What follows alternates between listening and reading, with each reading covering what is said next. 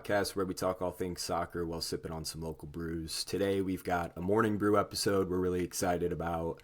Joining me as always is Toby Hienefeld and a special guest this week, Dan Arnold, Senior Vice President of National Security at Protos Security, formerly VP of Securitas, of Security at Securitas, and just so happens to be a huge soccer fan. Combining those professional and personal passions, Dan recently wrote an article published by Security Info Watch outlining the behind-the-scenes coordination that makes a global event such as the World Cup successful. So Dan, welcome to the show. Before we get into the conversation, I want to give you a moment to go ahead and give us a quick introduction on your side, how your interest in the beautiful game grew, and what you're drinking this morning. Guys, you bet. Toby Keegan, thanks for letting me be here, fellas.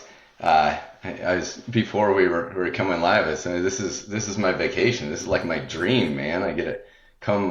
We'll talk a little bit security, right? Get into a little why the heck some random ball guy hanging out on your pod. But hopefully we just get talking about soccer because that's what I'm excited about. But yeah, Keegan, you killed it. Security industry for 20 plus years. A lot of opportunity. Why it's relevant here? I think you guys looking for some topics to stretch the interest a little bit. And event security and big venues and what the World Cup brings to this stage is something excited to talk a little bit about, fan experience and just how do you secure, 11 sites across just the U.S., right? 11 Super Bowls at the same time, which is pretty crisis and chaotic. And so excited to be here and talking. Thanks, gents. Absolutely. Appreciate you joining. And I mean, we'll get into all that. You mentioned it, just the size and scope of this. Obviously, the World Cup, one of the biggest sporting events in the world, and then you add into that the expanded format with more teams, the geographic scope, spreading all across not just the country but North America. So, with that, Toby, we got to give you your introduction as well. How are you? What are you sipping on? Keegs, Dan, thanks for coming on today. And I had all the intentions of going out and getting a coffee this morning, but my 2-year-old is in the terrible 2 phase and couldn't even leave the house. So I got the staple, the cold brew stock. If I'm not brewing coffee, that's what I've been drinking. And they're going to be sponsors of one of the best stadiums in championship next year for Wrexham as well. So I got just standard stock with a little oat milk. Yeah, nothing too crazy, but fully caffeinated for this episode. So I'm real excited. Can't really see anything. You're just hearing us right now, but Dan is wearing a USMNT shirt and all about that kit. And big send-off yesterday for USMNT. Dropped points 2-1 against Germany, but they looked good. And I mean, we're all about the belter alerts here on the pod. Man, and Anthony Robinson. If he duplicates one more of those in the World Cup, love it. So happy you're on, Dan. And what are you drinking coffee wise? Do you have one? Yeah, you bet. So I'll shout out. I got local. So I'm a Nebraska guy. So I got one for you. So the Mill, right? Local Lincoln, Nebraska, Omaha, Nebraska. It's their standard mill blend, medium roast, killer. If you are ever in Nebraska, Lincoln or Omaha, you have to start your morning at the Mill. And I'm also sipping it in the USA Cup because Toby, a big hair guy I am, as you can tell, and one Anthony Robinson with the sweet dye job, and then that banger from 25 out was unbelievable. I was sitting with my kids and it was my 15-year-old and we're losing our mind, and I was like, that's only coming from a Premier League level type player, right? You have to be top league to hit that type of thing, and it's nuts that we are there where we have guys that are now like, holy crap, they can do that. Yeah. USMNT, I think they coined it "rip it and flip it," and that was such a good line. Perfect. So the backflip at the end was the cherry on top for sure. Yeah. Keegan, what do you got coffee wise? I've got Idyllic Coffee Roasters right down the street from me here in Wauwatosa, Wisconsin. I've got their Ethiopian blend. It's like a lighter roast, very acidic. I don't know a ton about coffee, so I'm not going to sit here and pretend to give you guys some astute flavor profile, but it's good and it's doing the job. I'm amped up and ready to go this morning. So with that, Dan, I know that you had mentioned, kind of your professional background, big USMNT fan. Unfortunately, a Man City fan as well, but that's fine. Just wanted to jump in here. We were bantering about that a little bit before we hit record.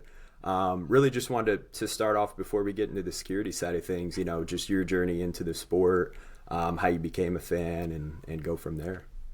All right. It's Toby, you mentioned that your 2-year-old at home, and I was probably a similar journey into soccer. So it's 2016. My oldest is born in 2011. I'd mentioned my 15-year-old before. So we are starting into sports. Soccer seems like the easiest one to get into. I grew up in a town in the middle of nowhere, Nebraska, 1,000 people. We didn't have soccer. So first generation soccer guy, I'd say. And it is time, and it's YMCA, and they're saying we need coaches. And so I got signed up to coach a sport I don't know anything about. Right? Played every other sport, small town, baseball, basketball, football, track. And so this was like, if I'm getting in, and I have a little OCD, I won't admit it too much on the pod, but so if I'm getting into something, we're going all in. And it was, mornings. We're living in Kansas City, soccer city, a lot of hype about soccer, and so it's like, all right, we're gonna start watching Premier League. It's on every mornings. I got a 5-year-old. We're starting to play soccer. I'm gonna learn everything I can, and I go on. And I see this great game, and I see this unbelievable player named Eden Hazard, right? Obviously, you guys know who he is. He's with Chelsea at the time. It's 2016-17 season, and they are ripping it up. And I decide there's no way I can come in as a new fan of this and pick the team in first place. Like, that would be atrocious. That would be bandwagon. That would be terrible. So I go down the list, and I start to see some other teams, and Man City is sitting in third, and I'm like, well, interesting. Let's look at these next two teams, because I still want a decent team, right? Who wants to join and have a crap team? Right. And then I see a Belgium game, and I see Kevin De Bruyne playing with Hazard, right? So the guy I've been eyeballing, all of a sudden I see De Bruyne playing and go, that's magic. And I say, all right, I'm a Man City fan. What I didn't do, I probably should have looked at the prior 5 years, right? That 11 to 16 to get a little idea that they were coming up. And then I've just sat through the best 10-year run in maybe Premier League or, history of the planet. And I'm a total bandwagon fan now, but I don't care. All Pep, all everybody. I watched Amazon documentary in like 17. So I'm a fake bandwagoner. Like, you got to give me a little slack, but you can still make fun of City. It's all good. So you had youth leagues running inverted wings. Yeah, we were. Come on, now that just pet style. That philosophy didn't hit. He wasn't right there in 16. He was probably closer to 18, 19. All of a sudden, we start inverting and then changing the game with playing two in the back, and your fullbacks are basically playing center mids, and so give it a couple years there. I was traditional for a little while. Okay. Dan's on the sideline at the YMCA just scratching his head like Pep. Oh, yeah, total. Yeah. Like, I grew my beard because of Pep, and now he's leaving. It's like so sad. Yeah, that is a bummer. He's going to be missed big time. I mean, even as a Liverpool fan, obviously he gave us a lot of difficulty in our club's best run in recent history, but you just have to respect him. He's a genius. Well, we're good with Liverpool. It's just anything but Arsenal. It was a tough year for me. Yep. All right, you're automatically a friend of the pod. Oof. Yeah. Right. Not an Arteta guy. We've had a lot of Arsenal hatred on here. Yeah, fair. So Arteta Dan, deserves it. Dan, you referenced Kansas City, and over the last 15, 25 years, it's kind of been one of the hotbeds of the United States for the footballing world. And they are, I'm assuming they're the closest hosts city for you? Okay. And so I guess I have friends that are actually going to games in Kansas City and then in Toronto and a few other cities, but Kansas City is the main one. That's also probably the closest for us as well, outside of Toronto maybe. Mm-hmm. I guess to kind of get into the security side of it, Keegs, is there any, I guess how long in advance do you have to really focus on this? Did Kansas City know about this right after the fact that North America was awarded this, or how does that all work? Right, they had the selection city timer. You had to apply your venues, and it's a huge application process. So I wouldn't say it's immediate at the time that it's awarded to U.S., but certainly as part of your award to the U.S., they are submitting the most likely cities that would play, the most likely preference, right? And then FIFA can come in and have some some adjustment to it or some speculation, right? They submitted a pool. If you remember the selection show when it was announced, like the 14 or 17 sites in North America, there were a bunch of cities in the mix. And I think so the 11 was narrowed down from maybe like 20 potential cities. And so that's kind of how the original submission. But you get to the challenge, and when I lived in KC, had a unique experience. Sometimes we were a contract security company. I was with a diplomat at that time, but we provided a lot of support to the Chiefs and at Arrowhead, right? The venue where GEHA field, but it's Arrowhead.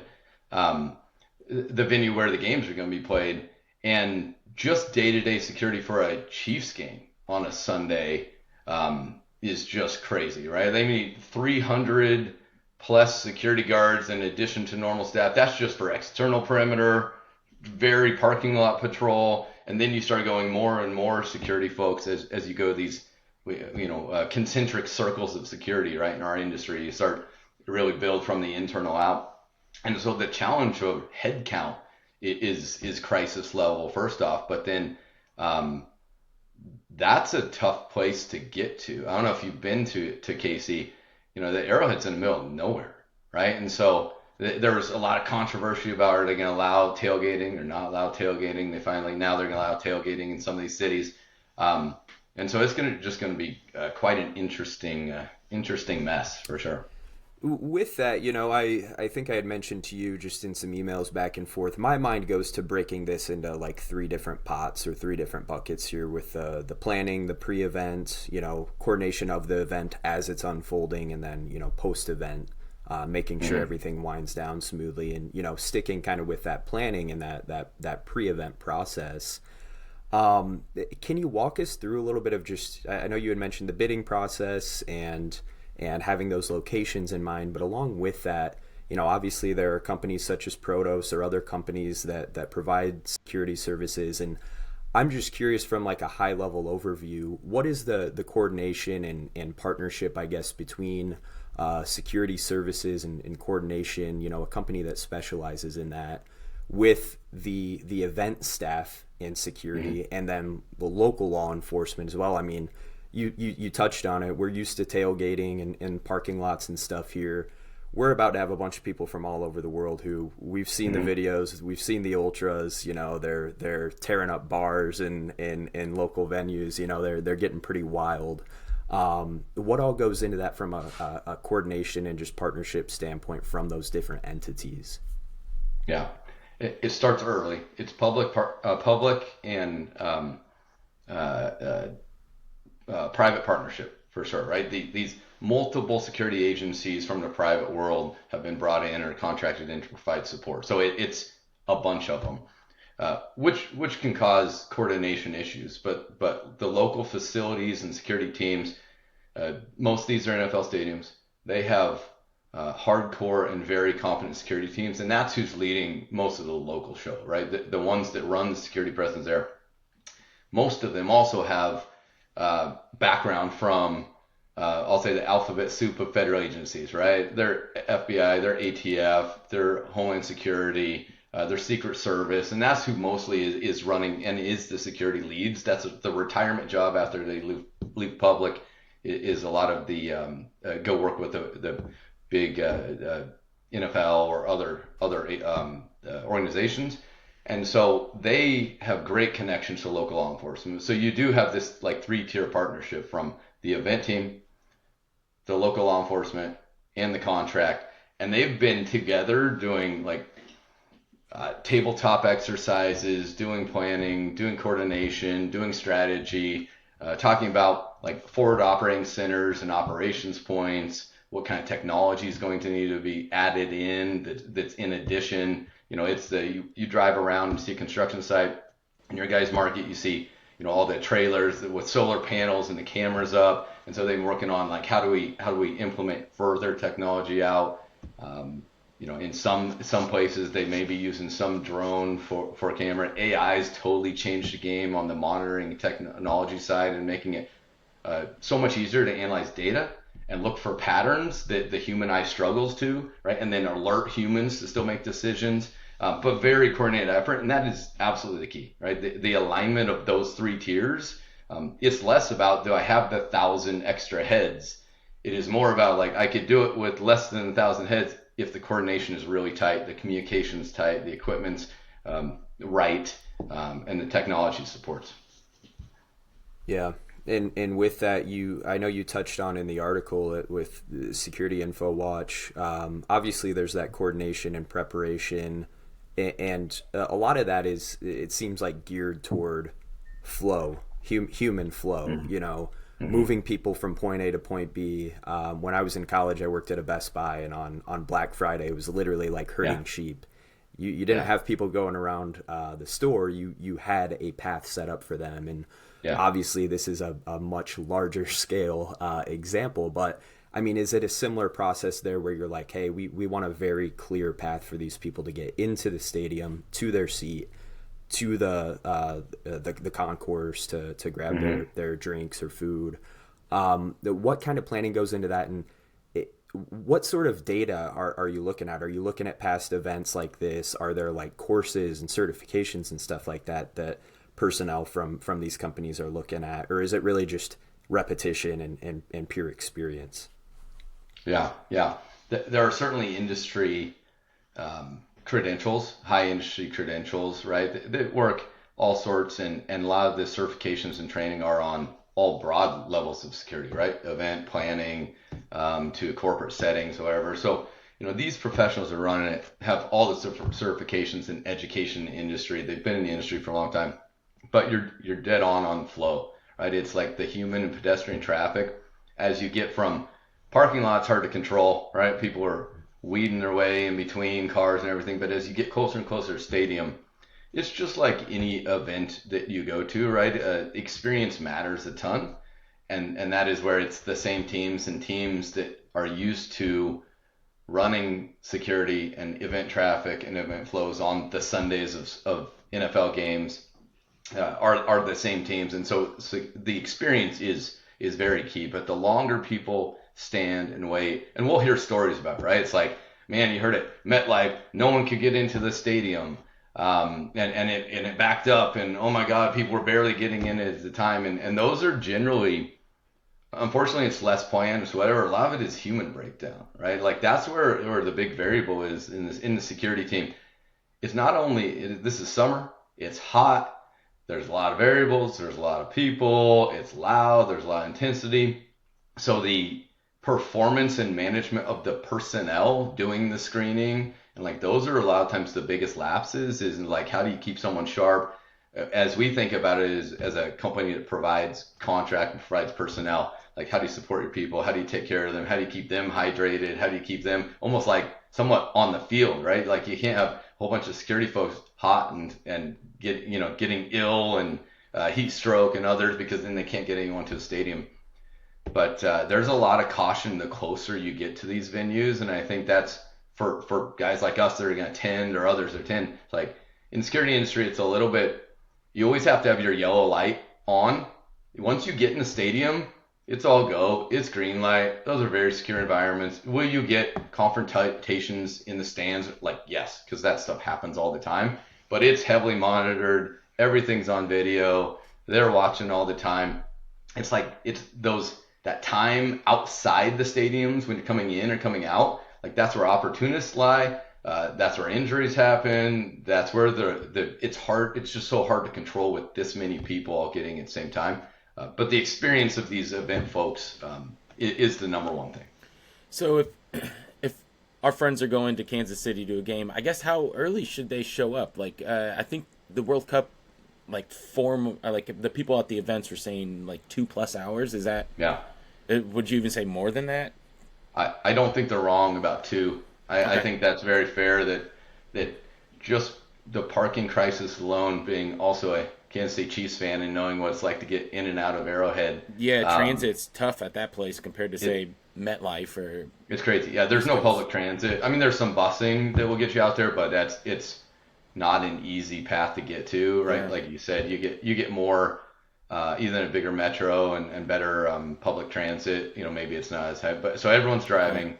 It's your giant car parking lot. So yeah, at least 2 hours before. Okay.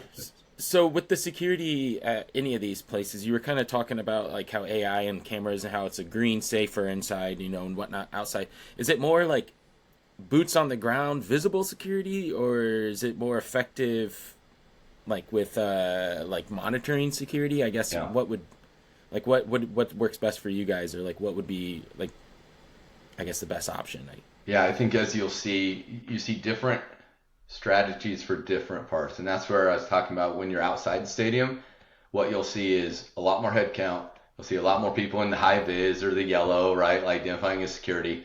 Because the visible deterrent and hopefully that keeping people at least in some caution state, but also just a agreement state, right? So they don't get too crazy. It takes a lot of personnel, a lot of visibility. Once you get in the stadium, I think it's a bit shocking when you go sit in a stadium, you're like, you don't see that much security. Maybe when you're walking to your seat, but you don't see a lot of security not patrolling up and down. But that's the point where technology really transitions technology. You have so much less headcount because you're in a controlled environment now, and so it is so much more camera and monitoring, watching crowd movement. Yeah.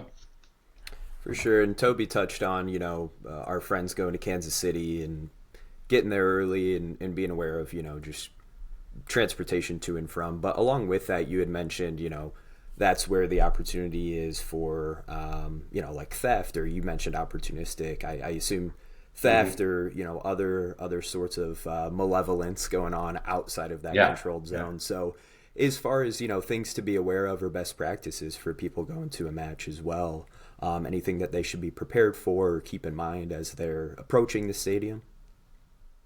Yeah, I think be aware of when you park or get to the stadium.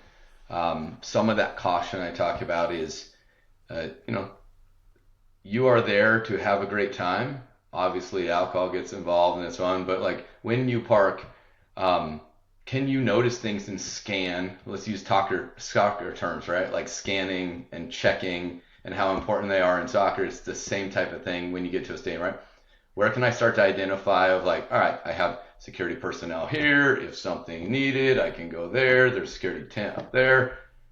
Maybe in some of these areas, a lot of times the facilities, Kansas City specifically, aren't surrounded by some of the best areas or best neighborhoods. So don't leave the property, don't stray too far outside the parking lots. Like, a lot of it is very common sense things, but I think the scanning and awareness and going, um, how do I get mildly crazy, but not too crazy, right? Still have to get home, have to get through this event. We'll see plenty of people sleeping in the parking lot, Story of I'm my sure. life right there. Yeah, yeah. Come on, Toby. I mean, like I may be old now, but I've had some of that era. Like it's this was earned this gray. Okay. Yeah. In keeping with the tune of sort of approaching the stadium, one thing that I wanted to ask, I mean, we saw in Paris for the when Liverpool were playing in the Champions League final, fans rushing the gate. We saw that I think in Miami recently, where a lot of fans got in. So, kind of a twofold question here. What are some of the primary things beyond just, well, I guess including and beyond thick? What are some things that concern security teams the most approaching these events? And then using that specific example of fans rushing the gate or a scenario like that, what is the in the moment reaction to that? How do you prepare for something like that you don't necessarily expect? Yeah. Yeah. I think flow design is one of the most important things, and it is that um, you cannot immediately, direct or that lines aren't coming direct on to open gates, right? Where a lot of times you'll see snaking around, and that creates harder or more complicated to just immediately get to or rush in a gate. So design is very important, and how you stage the crowds. Um, Most of these, as you get inside, and I know like at Arrowhead and other, they will definitely they'll have tactical response teams ready to roll. Doesn't mean it's like SWAT teams, right? But tactical at the stadium teams to help, and our staging can help monitor multiple gates and can immediately respond to gates and put more force there, and maybe more force that's more skilled than your basic security team that is, doing taking tickets and general entrance. But is there anything that can fully stop. Obviously, you'll have law enforcement everywhere. We see it at these places. It's not like Paris isn't a major international city that does their best. I think our perspective of security operations and law enforcement in the U.S., we take we have a unique stance to it, right? And we obviously have a much more armed presence, the firearms and things. So I think there's a different maybe approach than some of the international cities take. They certainly have armed presence, but it's not near the same. So maybe some of that's just a little more deterrent. Fake tickets, we know we've seen that a lot, right? Like Champions League finals or whatever, and you see the horrific videos, whether it's in, I don't know, I didn't see any this year from Budapest, but in years past, you've seen, some of those are awful. And I think even, I maybe saw a video or two where someone even gets into the stadium, and that's where human failure comes in, right? The technology is scanning and saying, no good, no good, no good. But it's such a rush and such a pressure that, a security person is just overwhelmed, doesn't have the backup, can't call for somebody, the radios, to say, can we get this person off the side while we figure out what's going on with the ticket? And instead, all of a sudden, they're just in. So all those things will exist, or have the potential to exist. And so, but they're variables the teams certainly are talking about and working through. Will it be perfect? No. Will we probably see some of those videos? Yes. But I think we'll see the videos loudly, and they're the 1 or 2%, 98%. I expect it to be a pretty efficient event. Good.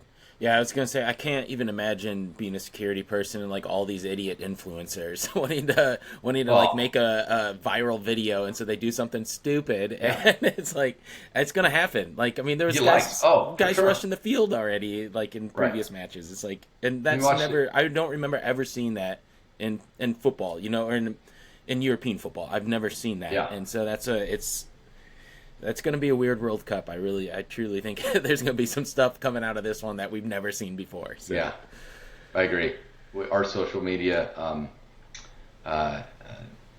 popularity is obviously very high, right? And it's a career that can make some folks some money. And I remember going to Kansas City the first time Messi and Inter Miami came to play Sporting KC, and they played at Arrowhead, because why sell 16,000 tickets at Sporting Park when you can sell 70,000? And there had to be 5 to 8 kids that rushed the field, and there was one like 20 rows in front of us, and you could see the parents dropping the kid, who's probably 10 years old, over the rail to get on the field for him to run out and take a picture. And that's like parent involvement. Yeah, I was gonna say parent goals right there. 20-something's influencer, right? It's like crazy. It's crazy. Yeah. I'm sure we're gonna see it. Yeah. Yeah, especially with the stars that we've got. You see obviously the Messi madness here in the States. Ronaldo has that same type of fan craze. Mbappe's even kind of at that level. You either love him or you hate him. So definitely think we'll see a lot of that. Can't drop those names and not drop my Harry Kane in that mix. And Just Harry Kane. He's got to make an appearance in every episode. He's playing in a farmers league. What are you talking about? You're not wrong. 60 goals though. I'll take it. Crazy. Yeah, but Harry Kane's. There's no one better. He's. That was a little shot fired. Sorry, that was a little heavy. Yeah, no, that's okay. All right. Dan, who pays for all this? Like all the security? Like who pays for that? Oh yeah, it's craziness, right? This is so much city and municipal funded. So a lot of it, when you apply, like you are funding this, right? So much of the cities are funding this. The venues that sign up for it, they have to provide and plans. There's some federal money. There's been a lot of controversy about that. There's FIFA money involved. There's been controversy about that. I think it's been slow. Like it's to a point now where, is it reasonable? Are the budgets there? Yes. Did they get them much slower than they wanted? Would they always want more money for security plans and things? Absolutely. But I think they got to a point where the money eventually came through. But it was challenging, and it was a lot of controversy on it. Yeah, that's what we've been told, that it was like, or I've read where some of the funding was either cut or held on to. It's like the city of Boston was like, we were guaranteed this money. We haven't seen it. There's only a few months till the tournament starts. It's like, what do you do for logistics? And so the city's going to put the budget, and that's part of the risk. I think when you bid for these, that's part of the risk you take. And you'd expect a big international organization like FIFA, but we've obviously seen they've had some controversy over the years too, just like anywhere where there's big money, there seems to be the potential of big controversy. Yeah, no, definitely. Yeah.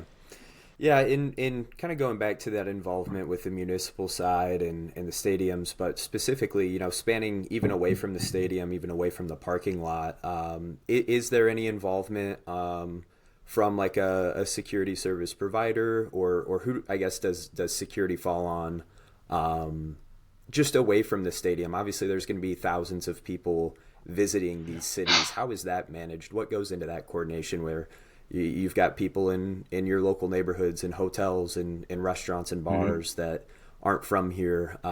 What all goes into that, just kind of beyond the site itself? Yeah, they're all scaling up. You start thinking about like all the fan fests. You know, we're stuck on KC here, and I'm happy to be because it's one of my favorite cities. But Power and Light District downtown, right, where it's going to be fan fest is kind of around downtown, and most of these major cities are doing those type of environments. It is a lot of private, and it's private money. They also know that they have the immense opportunity to have a very profitable month, right, with all the interest. But every contract security company is getting phone calls. Most of the time we provide for these private companies already, but it's, scaling up. It's 10x that I need for the next month. I need 10 times the personnel. I need more equipment. I need more. So those calls have been coming, and we've been working on that with a lot of our private Dan's HR guy's working 24/7 right now. Yeah, it's nonstop. If you want to work, you want to make a bunch of OT in the security industry right now, it's there to have. Yeah. But that's a challenge too, right? There are limits on personnel and availability, and so like smartly using your resources and resource allocation is huge right now. Yeah. No, it's interesting to think about everything that just goes in from a wider scope. I have friends that live in Kansas City, and they said like the downtown areas are now like the streets are kind of lined with like barriers even to kind of protect from anyone going off of those areas. So, and that infrastructure was put in months ago. So it's like, they've been dropping, they've been lining and pre-staging, and that's really talking, right? Like this doesn't happen overnight. So they've been pre-staging like concrete barriers and things that they will quickly. What will happen overnight is now the equipment's there, right? Now the concrete barriers are there, and you'll wake up one morning and all the streets are blocked off. I'll be there, like you were talking. Your friends are going. I'll be hanging out apparently with them in the in the tailgate. I'm going to the June 16th game, which is Argentina-Algeria. That's a couple Tuesdays, and then the 20th is a Saturday is Ecuador and Curacao. Okay. And so I'm really excited to see Argentina play. Yeah, that's going to be phenomenal. Algeria is one that we love on the pod too. They've got some sneaky good players, so that'll be. And you'll get to see Mahrez. You'll get to see Mahrez, so that's awesome. Yeah, wow. A couple of good matches to watch. Ecuador is one of our sleepers as well that we think can make a nice little run. So, yeah, a couple of great matches. Yeah, the North African mix, right? Algeria, Morocco is going to be, I think Morocco's a big, hard to call them a sleeper with the result they had last time around, but I don't know. I think you'd still have to call them somewhat a surprise, right, to advance to the 8 or 4. Yeah, for sure. But yeah, I would guess the Ecuador-Curacao match, I'm expecting the Ecuador gives them a thumping. But it'll be fun to watch. Yeah, no, I would be super excited, and good for you, man. Multiple ones, I like that especially, and it doesn't have to be the USMNT. That's what I always stress to everyone. Like, just go enjoy it. Like whoever it is. I wish it was, but later in that week, Netherlands kind of wraps up the group play there, and I haven't burned the third child's college fund yet, but it might happen. We'll see. It might. Yeah, right. Yeah. The first two, it's tough stuff, but I'm like, it's boy, girl. I'm trying to like make sure the precious one still, she's still taken care of. The two boys, they can figure it out. Yeah, they can figure it out. So a lot of this infrastructure that we were talking about that they're adding and having to like put into place, is that stuff that just disappears after, or is that like something that is just going to be there forever? Like I'm assuming there's more like cameras put up everywhere, and like I didn't know how that all works. Is it just like rented, or is it sold and there forever? Yeah, a lot of temporary. I mean, they're borrowing right now. You think of all the concrete barriers and things. Most of that's coming from the roads departments, and they're pulling it from county and city and anywhere in the state that they need to pull in those resources in. So they're shipping a lot of barriers from probably your small town. The middle of the freeway has no barriers right now. You don't know where they went, but all of a sudden they're in the city, surrounding FanFest. But most of the camera systems, they're renting most of that equipment, right? They're calling providers like us or others, and most of that equipment, it's short-term rentals, it's leases, and so it's caused a scale up in pre-production, right? You have to build more trailers, you have to build more of the boxes we can mount, but most of that stuff does not stay permanent. Okay, cool. Yeah, I was curious about that as well. We've talked about kind of the planning, the pre-event, during the event, but just as far as post-event, how does this all wind down? Of course, preparing for this takes months and months and months. I would assume that tearing all of this down and whether that's near the stadium or in the proximity of the stadium or within the city itself. But is the security side, are they involved in that process? Are they kind of, do they sort of exit the scene once the event has ended and that's more of a municipal thing? Who's involved there? Yeah, definitely. I'd say, you get kind of a letdown on the security side, right? We have this huge rush, and then you get to the end of the month, and it's just back to norm. And it's going to feel slow, but it winds down pretty quickly on the security side. Transitions over, right? You'll get municipal government, you'll get county. That a lot of the roads and other teams will take over and do most of that breakdown. We go grab trailers, we grab the equipment, you pull them back to your offices and your warehouses, and then you try to convince someone else that they need them, because now we have a bunch of surplus inventory. Beauty is most of it, this month pays off all that equipment, any kind of building, and you're making a profit on it. So now it's exciting time to go convince other customers they need more equipment that you're making pure profit on. But it is certainly an interesting letdown time, and it's just over that quick. Yeah. I was hoping you'd say I'm going to Cabo. Well, hey man, I wish. I don't like. You think the security world is 24/7? We don't end. Yeah, right. It is every night. It's every day. It's just we have a lot of personnel, and like you can imagine, personnel. Like I said, sometimes there's some breakdowns in personnel, and so. We get fun things happening all the time in this industry. Like he said, this is his vacation, Toby. This 40 minutes here with us. So I like the phone's gone. I don't even know where it is. I like it. This is glory.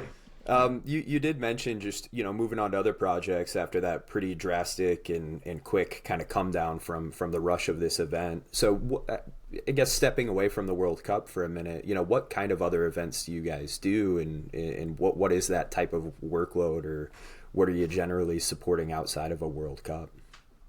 Yeah, I think event wise, it's pretty specific and has a lot of companies that do most and just events. We're pretty spread out. We do most of our work is corporate security, manufacturing plants, distribution centers, corporate offices. Definitely scale up to event, but don't do a ton of day-to-day event work. But that's it goes back to, that's pretty status quo. That's planned. That 8 NFL home games, and those are happening in your city all the time. So I think it just feels back to normal. We support some of the big corporations and other events when they have the NBA finals is going on right now. Obviously, those are like scaled up type events like this. But when you have just a lot of your sports and entertainment, they're organized and planned and scheduled so far out that most of it just doesn't seem like this, right? This giant escalation event that a Super Bowl, that NBA finals, that just magnifies your kind of day-to-day what you do, right? And even with the sports entertainment, where it's a lot of day-to-day, 81 baseball games a year, and at a stadium, it's like know the plan, execute the plan 81 times a year. The NBA's got their 40 some home games, and so a lot of the event stuff is a lot more planned and easier to it feels normal. When you go to a match, like when you'll be attending in Kansas City, is it impossible to turn that off? Are you constantly just, head on a swivel, noticing different things? Yeah. I imagine experiencing an event like this is completely different for you than for Toby and I or anyone listening, really. The industry's absolutely ruined me. Absolutely. So anywhere I go, I notice cameras, I notice here, I'm looking there, I'm like, does that field of view really make sense? Can they actually go through it? Wonder why they had that placement there. It's going to venues and be like, I'm not sure that the quality of that security personnel is what the customer would expect, right? You guys go places. We have some stigma in the industry. Yeah. We do a lot of off-duty work in our business, but we also do security guard work. And there's certainly earned reputation stigma at times as security guards when you walk in and you see one chilling on his phone or not paying attention or maybe not dressed in a uniform that looks right or whatever. It's not real impressive. And so, yes, all of those things that I'm always critiquing, I'm like, may not be my company, but guys, let's not hurt the reputation of our industry. So going into an event like this, I definitely like to provide as much as I can some appreciation to the folks coming in. If I see cops at venues, I'm probably handing out a card saying, do you want more off-duty work? You should check out our network. And, hey, we have more off-duty work because we always want more cops in our network. So it's hard to turn it off. And when you have your family and things around, right, it is very I'm certainly very aware as we walk to the stadiums and standing in line and probably, overprotective at times just because it's an industry that you have heightened insecurity all the time. Yeah. And you touched on that too, from an appreciation standpoint. I think that's important really in any industry, any service industry. And you touched on that in the article where you mentioned, the best security team is one that no one notices. And I know that that's a saying in cybersecurity as well. You don't notice a company's cybersecurity department until there's an issue. And I feel like it's kind of a similar thing with physical event security where, like you mentioned, if there is a slip up where people are getting in who don't actually have tickets, it's all over the internet in the next 10 minutes. Yeah. But if everything runs smoothly, no one mentions anything about security. And it's that's actually hats off to this team and the people coordinating this, because the reason there was no viral tweet or YouTube video about some incident is because things were set up so smoothly. So I just think that that's an important thing to note as well. It's easy to criticize in any industry when things go wrong, and it's not as common to kind of give that kudos when things go well. Totally. It's you want to watch a match, right? We're talking soccer here. You want to watch a match, you don't notice a AR with a missed, maybe a match that never has to go to a VAR check, a match where the center referee is almost unnoticed and the game just ends and it was a great clean match and there were no, there's whistles blown, whatever, so but it didn't get out of control. We're not talking Premier League. Yeah, we're just talking Premier League. We're not talking Premier League if there's VAR issues. But it's a clean match, right? It's any sport. How do you not notice the officials and the job the game just goes and we all get to enjoy it? It is totally that. It is how is the security quiet, unnoticed, professional, just doing their job, and everyone gets in and out and has a great time, and the whole thing we're paying for, why we want to be there. Yeah, it's a good analogy. Toby, I don't have any more security-focused questions. I figured we would just get into a couple minutes of World Cup expectation talk before we wrap up here, but wanted to give you a moment. Do you have anything else from the security standpoint? I don't. Yeah, Dan, is there anything else you wanted to follow up with, I guess? No, I think it's good, guys. Appreciate it. Cool. Well, we appreciate it. Yeah, appreciate you being on here. And before we let you go, just wanted to see if you had any expectations for the USMNT and any sleepers or any teams that you're feeling excited to watch, whether that's US or beyond. Yeah, certainly love the last two matches. I think the national team competed like crazy. The jump, it's been so up and down over the last 18 months, 24 months, and where you're like, Coach gonna make it? Is he not? Is he the right guy? Obviously he had to make it. The way they played in these last two, even this match against Germany, they went toe to toe. And is it the best German team that's ever existed? No, but They certainly have way more star power and probably quality from top to bottom than we do. Mm-hmm. We're missing Chris Richards, which I think is maybe the biggest addition that we have to have him sitting in the middle. Man, love what Tim Ream's done, but that dude's like running in cement boots, right? He's just, there's not much left. I think he has to be on the field, but you desperately need more athleticism with Richards and, sitting in the middle of that thing. But, hey, give me the 3-4-2-1, 3-4-3 all day and let Robinson and Dest just boom up the field and sit with those three in the back. Like I think it'll be fun to watch, and we actually have some depth. Like you can bring a few guys in. They're like Tim Weah or whoever starts. Whether I think Reyna actually looked decent in the first one. I doubt he starts. So yeah, I think I'm really excited to see this group come from 4 years ago. It's pretty much the same group, and how much they've matured. Like it's believable now. You can see it, and you're like, okay, they have matured. Yeah. My thing was, 4 years ago, obviously there was excitement with some of the quality of players and where they were playing, from a club reputation standpoint. That was always the thing where I was a little, I was kind of holding back. I was like, as fans, I feel like a lot of us may be jumping the gun from a maturity standpoint. Yeah. Are they there yet? And now a lot of these guys are seasoned and they're, experienced in playing in bigger matches. So I think personally this is probably the most exciting one, obviously being at home as well. Yeah. I'm Great interested to see too. how they play. Great draw. I am nervous about Australia. I was telling Toby last episode, the more research I did on them, they've got some exciting young players. But again, that's where that experience comes into play. Playing in front of a home crowd, I think, comes into play. Yeah. So I think that they've got it set up. What's the temp supposed to be like in Kansas City when you're watching the games? It'll be hot. 90s? It's warming up. It's gonna be humid and it's gonna be warm. It's getting there in the Midwest. Like I'm in eastern Nebraska, which is about 2 hours away, like Omaha Lincoln Market, and it's been like yesterday it was 87 and humid, and I'm sure we're gonna get mid 80s and really humid. It's starting to get there in the Midwest where it's just nasty. Yeah. I saw pictures of Scotland, and I was like, they might be the first team to drop out of a tournament for sunburn.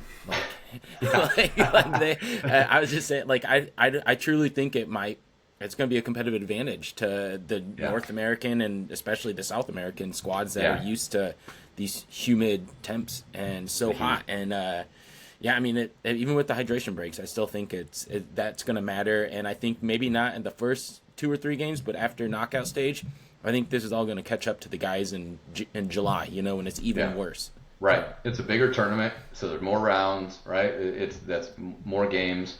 It will be very interesting. I think it's weird that it's hydration breaks, but they're really looking at it as like it's like 4 quarters, right? You saw Coach with the laptops out, and they're letting them leave the field for these things, which is obviously crazy. Usually hydration breaks so too. on pitch. Yeah. Besides the USMNT, is there anyone, or I guess who do you want to win this whole thing? Ooh, yeah. Well, or who do you think is going to win this whole thing? I don't know. I mean, it's obviously you got Spain and France, right? That's like I was looking before this. I mean, I would have assumed those were probably the top 2 favorites. I would be shocked if maybe them. Portugal's maybe a little. I mean, hard to call sneaky when you're one of the top 5 to win, but I would think Spain or France. The 2 I like, I mentioned Morocco early, but I think Norway. I'm very interested in Norway, and it's probably my, affinity for some giant Nordic machine that could have something to do with my Man City. But you get Odegaard. They've looked so good through qualification. I think they didn't lose through like European qualification.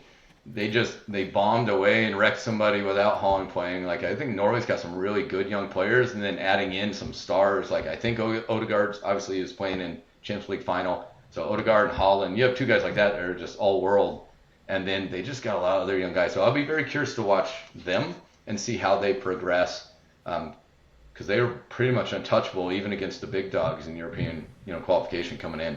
Yeah, definitely excited for them. Oscar Bob on the wing as well, former City player. Antonio Nusa from RB Leipzig's a really good up-and-comer as well. So they're definitely, they've been on our radar in our last World Cup preview episode and everything. So very excited for them and Morocco. Mm-hmm. Who are you guys excited about? Do you have the sleeper? Who's your guys' sleeper? Well, mine was a sleeper till the USA beat them last week. I like Senegal, Yeah, which is kind of they were missing guys, right? They had 4 or 5 guys out. Yeah. Yeah, so I really like them. But yeah, other than that, it's just kind of the same ones as everyone else. Spain. Right. I'd say a true dark horse for me. I mean, the more we talk about Ecuador, the more I like them a lot. Just defensively, really solid in the back. As far as kind of a little more up there towards the top, but not necessarily like a favorite. I think Netherlands have a lot of depth and a solid defense where they could do always some damage. Good. So yeah, always reliable in these big tournaments, composed. So yeah, I'm looking forward to watching. Dumfries just went to Inter, right? Or he's going to Inter. Yeah. Yep. So he wrecked us that last back post. Can we just cover back post? My God, that was a rough match. Yeah. And we won't look 4 years ago. They were kids, right? We're grown now. We're grown. Yeah. No, exactly. So it sounds like you're pretty connected on some of the other squads.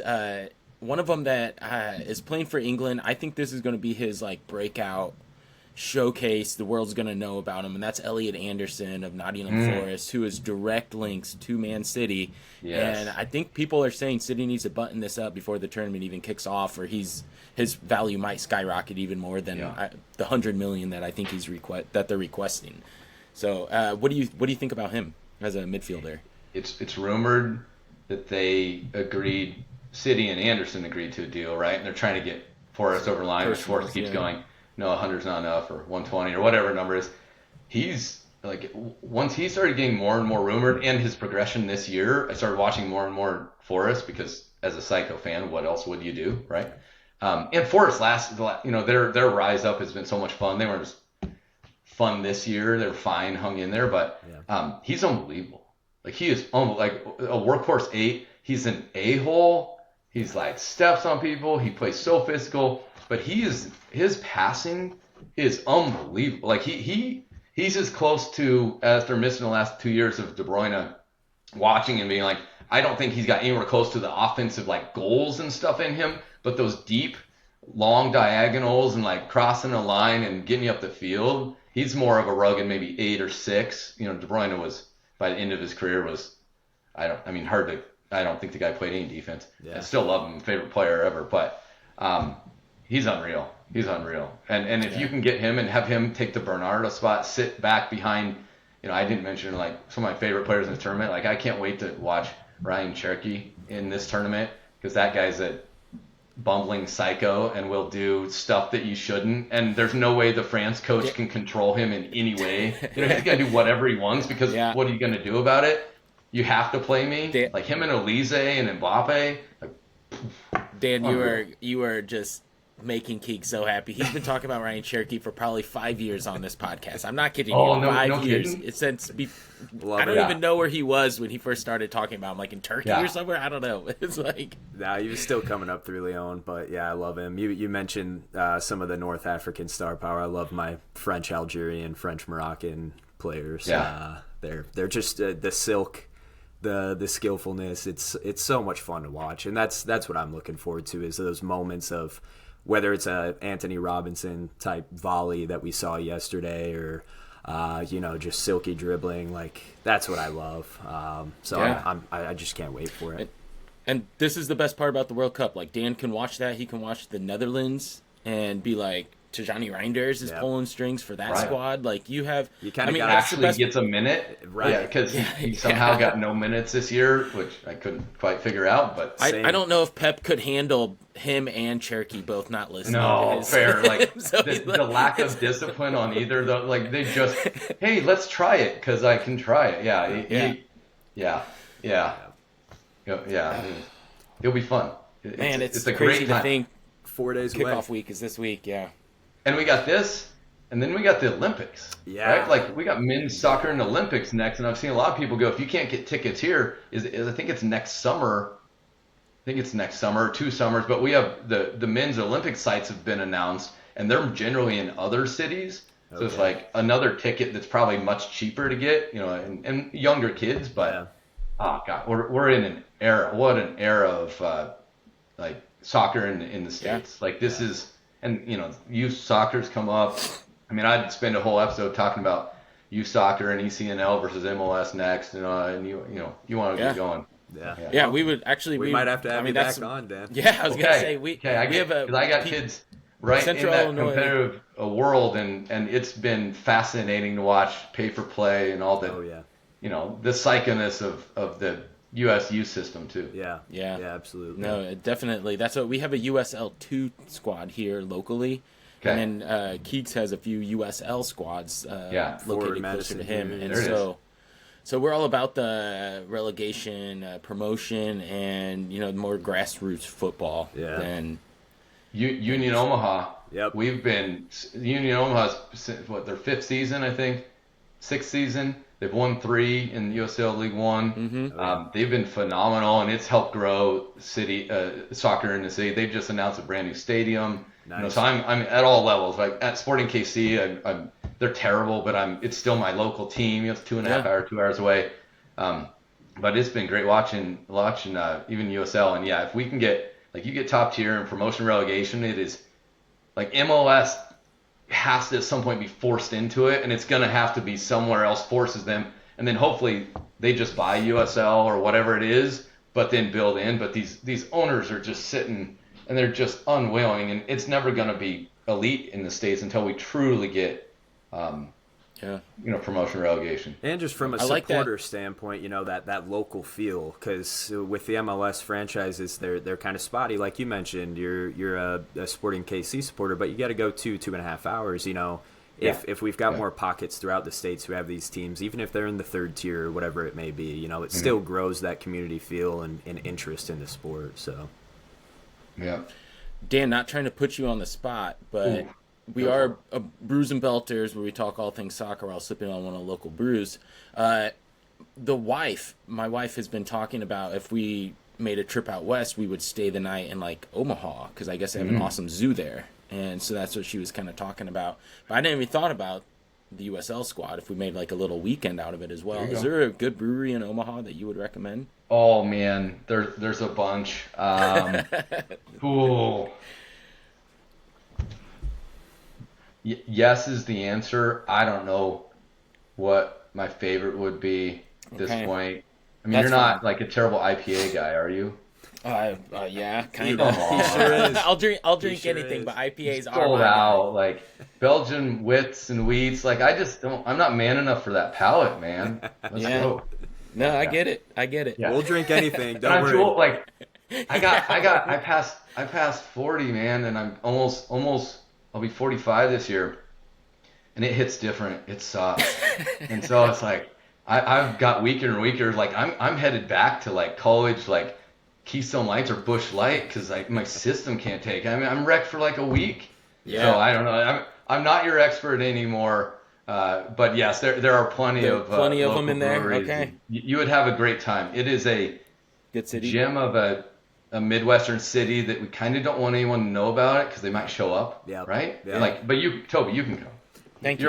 Appreciate it. That's the Midwest in general. As long as we all keep it within the Midwest and no one else knows about it, then we're all Wisconsin good. Guys, we don't want everyone from all across the country finding out we actually are living the good life. Right. They can just keep thinking it's prairie and outhouses. Fly over sounds states. good. Yeah, Stay where you are. That's fine. Keep flying over. Yep.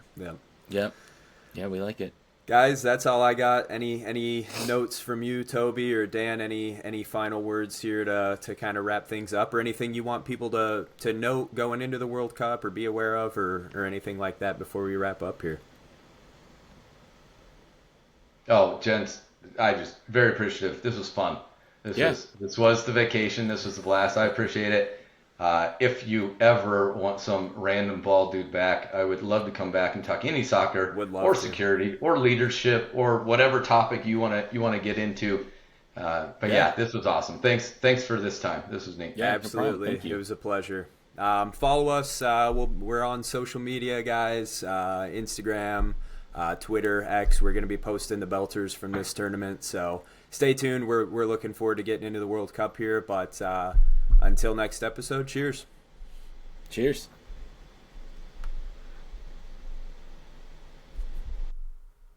All right, I think we're done recording. If not, I'll clip that out.